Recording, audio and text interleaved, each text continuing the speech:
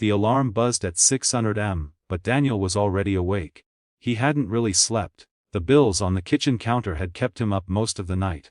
He rubbed his tired eyes, careful not to wake his 8-year-old daughter, Emma, still curled up on the couch under her favorite pink blanket.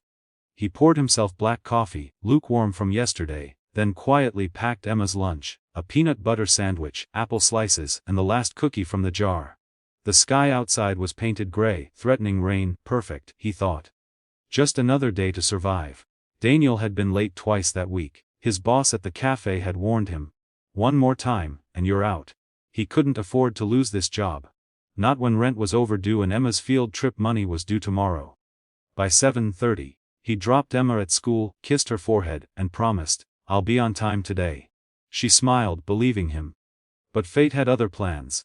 On the way to work, Daniel noticed a car pulled over near the intersection. The hood was up, steam rising. A young pregnant woman stood beside it, panicked, her phone pressed to her ear. No one stopped. Cars just passed her by. Daniel hesitated for a split second. He looked at his watch. 7:54. If he stopped, he'd be late again. But his mother's words echoed in his head. Never walk past someone who needs help, Danny. Someday, kindness will come back to you. He pulled over. The woman was on the verge of tears. "I'm late for an appointment," she said, voice trembling. "My car just died." "Pop the hood," Daniel said. His hands were rough from years of work, but gentle as he checked the cables.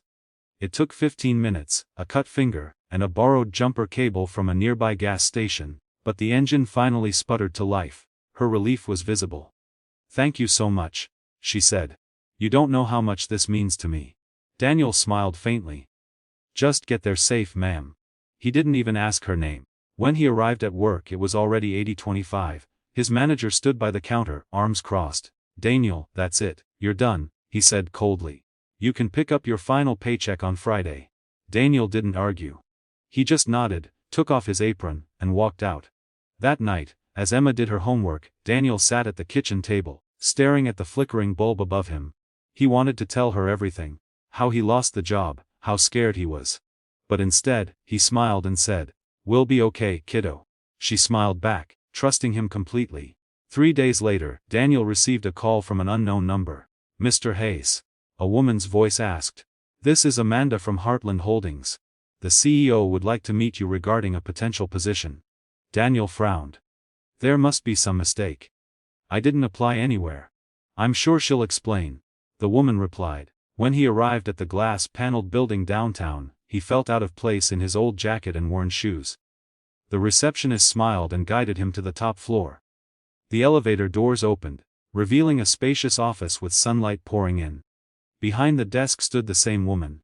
The one whose car he'd fixed. She looked different now, confident, radiant, dressed in an elegant white blazer. "You," Daniel whispered in disbelief. She smiled. "You helped me when no one else would. I was on my way to a board meeting that morning, my first as CEO. I never forgot your kindness." She gestured to the chair across from her. "Please, sit." Daniel sat quietly, still processing everything. "I asked around about you," she continued softly. "Single father, hardworking, never missed a shift unless it was for your daughter. You lost your job that same day because you stopped to help me." Daniel's eyes lowered. "It's okay, I'd do it again," she smiled. "I know. And that's why I want you to work here, in our logistics department. Full benefits, better hours, more stability for you and your little girl." Daniel blinked hard, his throat tightening. I don't know what to say." "Just say yes," she said gently. "Sometimes, life gives back in the quietest ways." Outside the office, as he stepped into the sunlight, Daniel looked up at the sky. The same gray clouds now breaking open, light spilling through. He took a deep breath, feeling something he hadn't felt in months. Daniel walked out of the tall glass building, clutching the folder that held his new job offer. The city felt different that morning, brighter, warmer, alive. He looked at the reflection of himself in the glass door. Tired eyes, worn jacket, but a small, genuine smile that hadn't appeared in a long time. He stopped by Emma's school on the way home.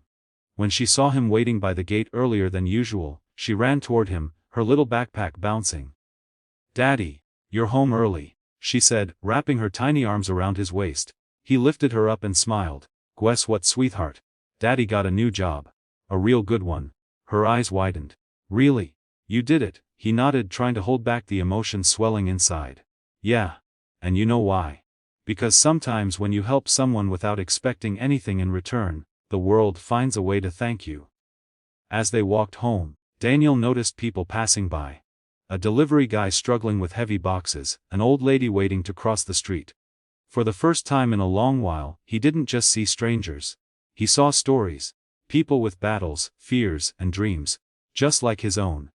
The next morning, Daniel stood at the bus stop wearing his cleanest shirt and a hopeful heart.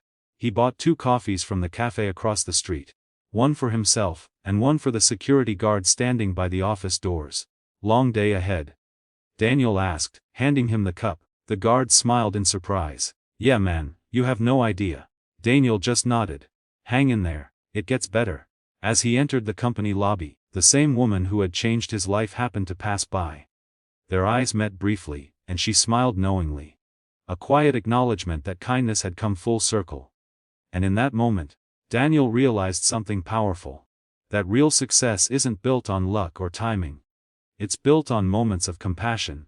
The small choices to do what's right even when it costs you. Because in a world that often forgets kindness, being kind is the rarest strength of all.